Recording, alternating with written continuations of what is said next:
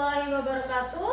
Perkenalkan, nama saya Siti Nurhalifah, Sarjana Pendidikan Islam. Saya guru pendidikan agama Islam di SMP Negeri 3 Songo, Kabupaten Brebes, sekaligus mahasiswa di LPTK UIN Wali Songo, Semarang tahun 2025.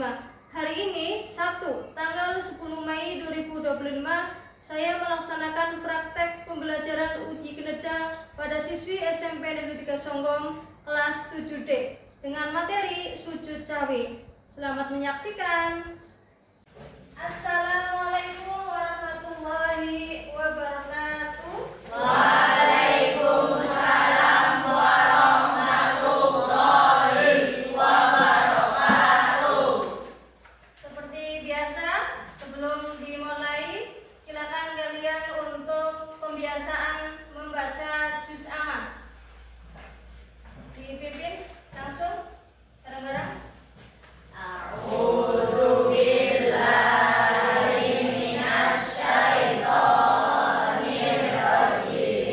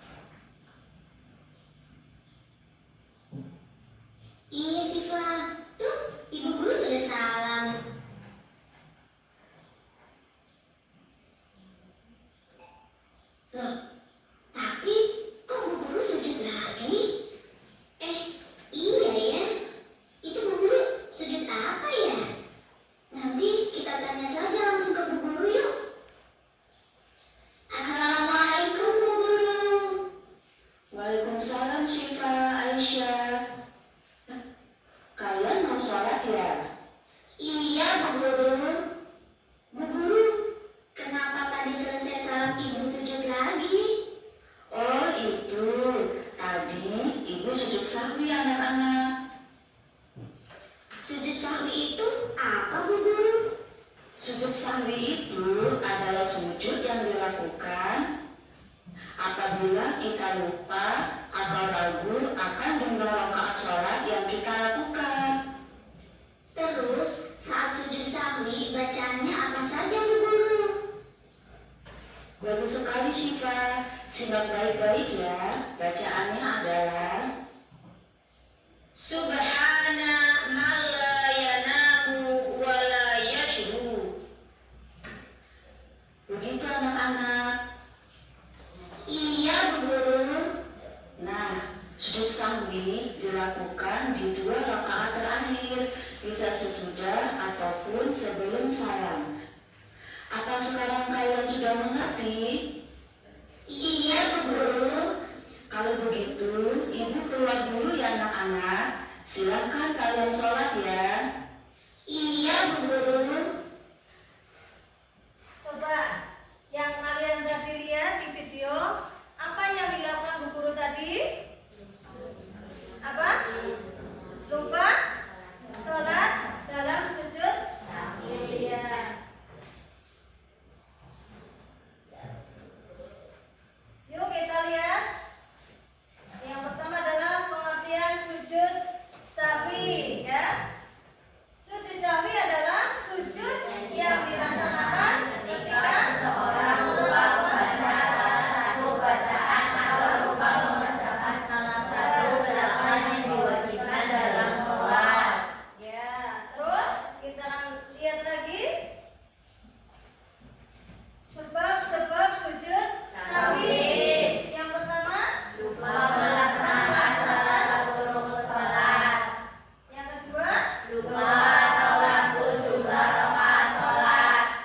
Yang ketiga, lupa melakukan tasyahud awal. Yang keempat adalah berlebihan atau mengurangi jumlah rakaat sholat. Ya, jadi sujud sahwi itu ada di antaranya sebab-sebabnya adalah lupa melaksanakan sholat. Yang kedua, lupa atau ragu, ya. Yang ketiga adalah melakukan tasyahud awal. Yang keempat adalah kekurangan atau kelebihan.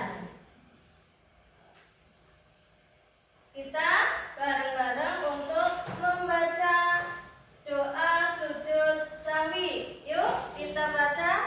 Bismillahirrahmanirrahim. Subhana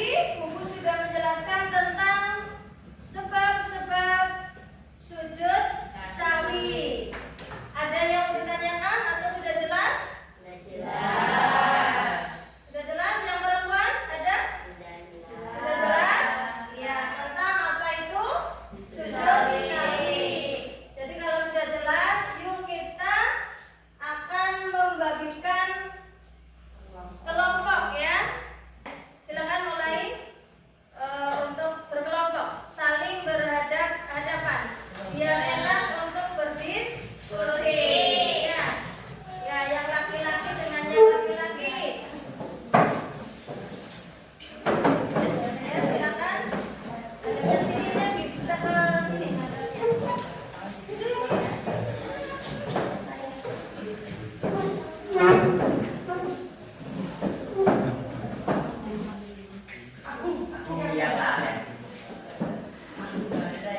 belum berarti ada satu, ada dua. Sini. Kamu yang sini, Mas.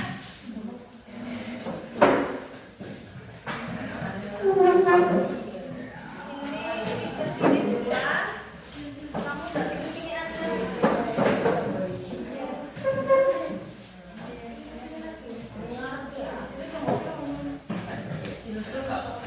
Kamunya ke sini, aku sini ya. Sini aja.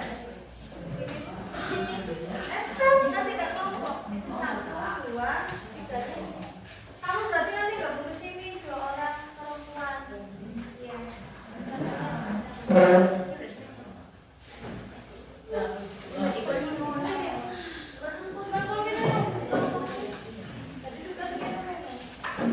Kamu yang di sini.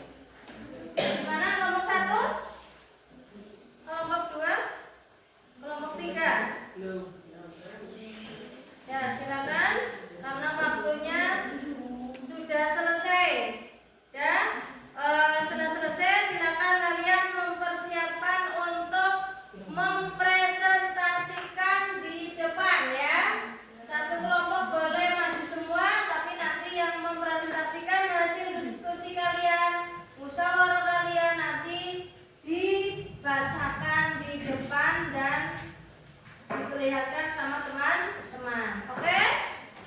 Udah mulai? Udah mulai? Dari kelompok 1, 2, 3. Sudah? Silakan. Kelompok 1 tadi. Ya, silakan maju semua. Ya, bertanggung jawab semua. Iya, enggak sendirian tapi bertanggung jawab semua. Silakan salam dulu. Assalamualaikum warahmatullahi wabarakatuh. Waalaikumsalam warahmatullahi wabarakatuh. Kami dari kelompok 2, di sini kami akan mempresentasikan hasil dari kelompok kami. Dan yang baik sebelumnya perkenalkan diri dulu. Pertama, saya nama Zawa Angelino Barokah. Ya, terus terus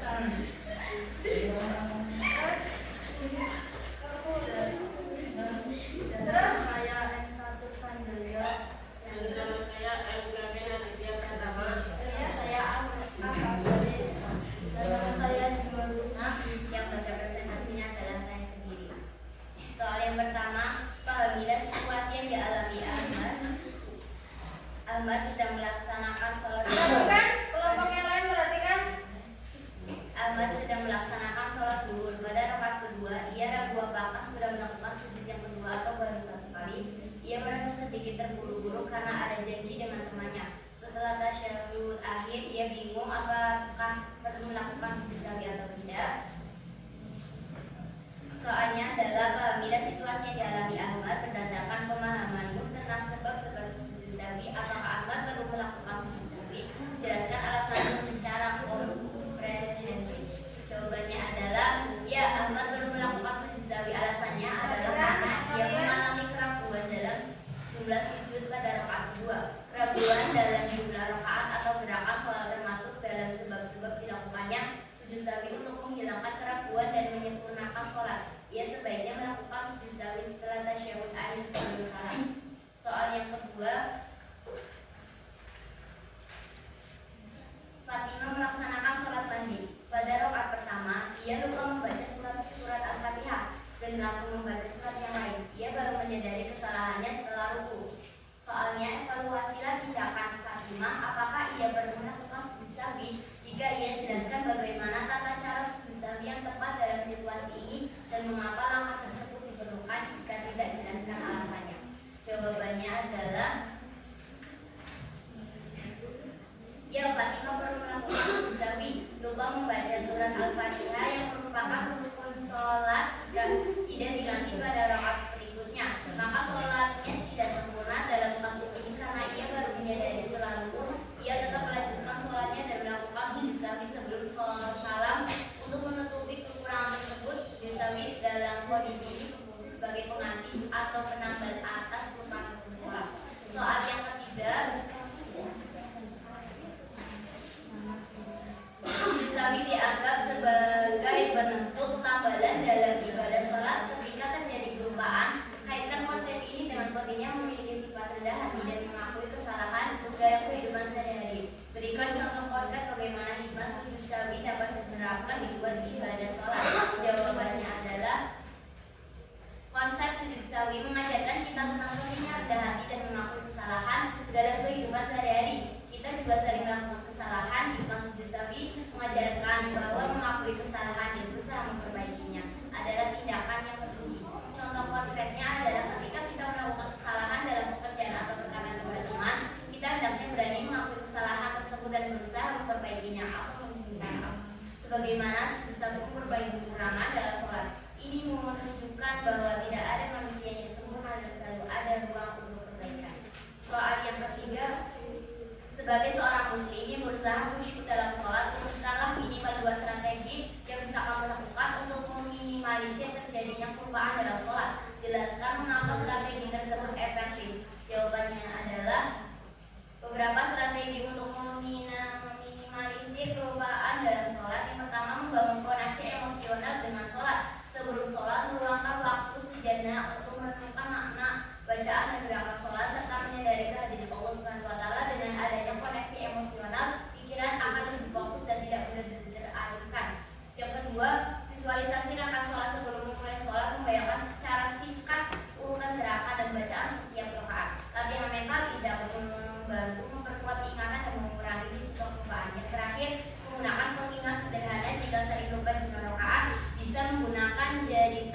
sebagai penanda rokaat secara subtil setelah sujud kedua setiap rokaat. Ini adalah cara nonverbal untuk melacak jumlah rokaat tanpa mengganggu kekhusyukan. Apakah ada yang ditanyakan? Dari poin yang lain sudah jelas? Benar. Oke, sekian dari kami. Maaf jika kalau ada kata yang salah atau menyinggung. Terima kasih. Wassalamualaikum warahmatullahi wabarakatuh.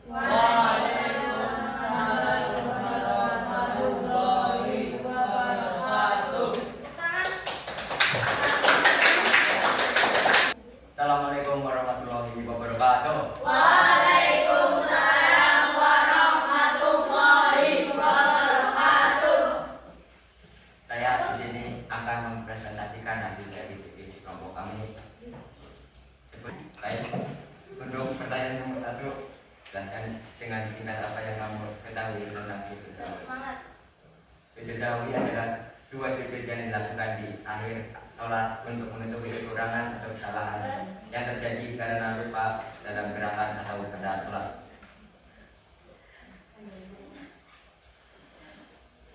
Untuk pertanyaan nomor 2, menurut pemahamanmu apa tujuan utama yang dilakukannya untuk sujud sahwi dalam sholat? Ya. Tujuan utama sujud sahwi adalah untuk menyempurnakan sholat. Di dalamnya terdapat kekurangan atau kelupaan hingga sholat tetap sah dan diterima. Untuk nomor 3, berikan 2 contoh situasi dalam sholat yang mengharuskan kita melakukan sujud sahwi. Yang pertama, lupa melakukan salah satu rukun atau wajib sholat. Yang nomor 2, ragu-ragu dalam jumlah rakaat yang telah dikerjakan. Nomor 4, jelaskan secara ringkas bagaimana cara melakukan sujud sahwi setelah selesai tasyahud akhir dan sebelum salam.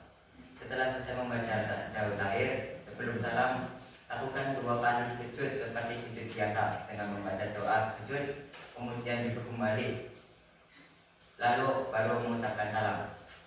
Nomor 5, sebutkan salah satu hikmah atau pelajaran baik yang bisa kita ambil dari pelaksanaan sujud sahwi dalam ibadah sholat.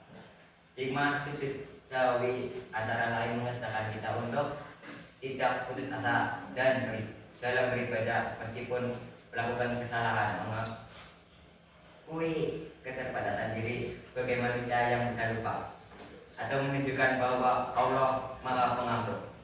Silakan untuk pertanyaan nomor 4 kalian dipraktekkan. Dan praktek. Ya, silakan. Sudah. Subhana ma la ya'lamu wa la yasmu.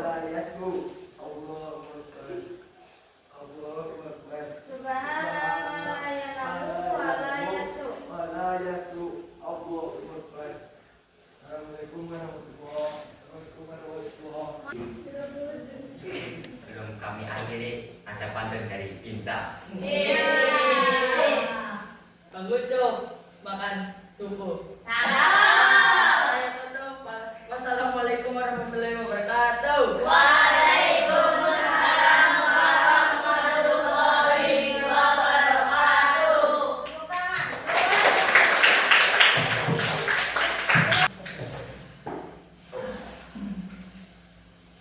Alhamdulillah, kalian tadi sudah melalui masa-masa yang luar biasa ya. Sudah dapat mempresentasikan di depan teman-teman kalian yang luar biasa. Tepuk tangan lagi. Setelah kalian mengerjakan bermusyawarah dengan berdiskusi tadi dengan LKPD, maka kalian akan mengisi tentang asesmen sumatif. Nah, asesmen sumatif nanti akan ibu bagi satu-satu ya. Silakan dicermati, dipahami dan nanti bisa dikerjakan satu-satu. Biasa, jangan lupa ditulis nama, kelas, sekolah, supaya nanti Bu Guru dalam mengoreksi atau memasukkan nilai lebih enak dan gampang.